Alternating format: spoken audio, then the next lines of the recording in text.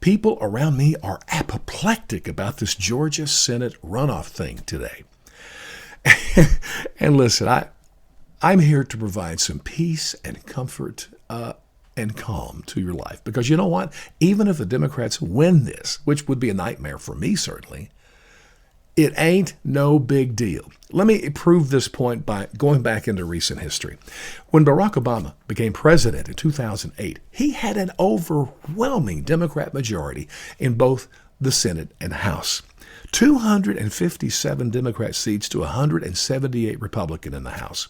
In the Senate, 57 Democrat seats, only 41 Republican. There were 2 independents, Joe Lieberman and Bernie Sanders.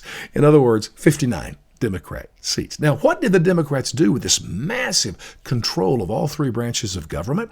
Let me first tell you just some examples of what they voted down.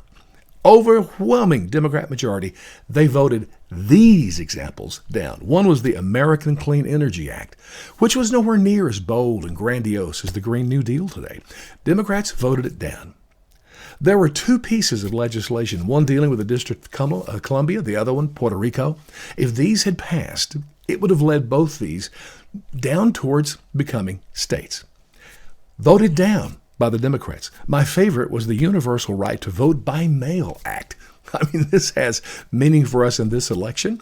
This would have given mail-in ballots to everybody in the country. Voted down by this Democrat majority. And what was the biggest thing they got done with this power? Obamacare. And let me remind you, that was far short of what they wanted. They wanted universal health care. They wanted full government control. But they knew people were not up for losing their insurance. They knew the people would never buy that.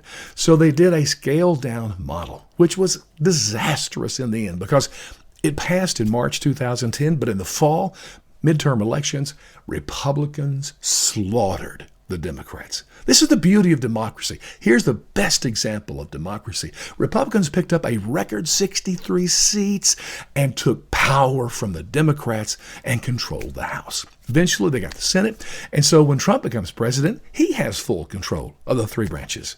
But yet, what's the greatest thing he got done with legislation? The tax cuts. And that was way short of what they wanted. And listen, this is the way the Founding Fathers designed this in the Constitution. It's meant to move slow. It's meant to move incrementally, step by step. So the worst case scenario for me as conservative, if Democrats win both seats in Georgia, we're going to see certainly more taxes and some more regulations. We're going to see a couple, 1, 2 small steps taken down the road towards socialism. But believe me, nothing dramatic. And if they try to do something brash, get ready for slaughter number 2 in 2022.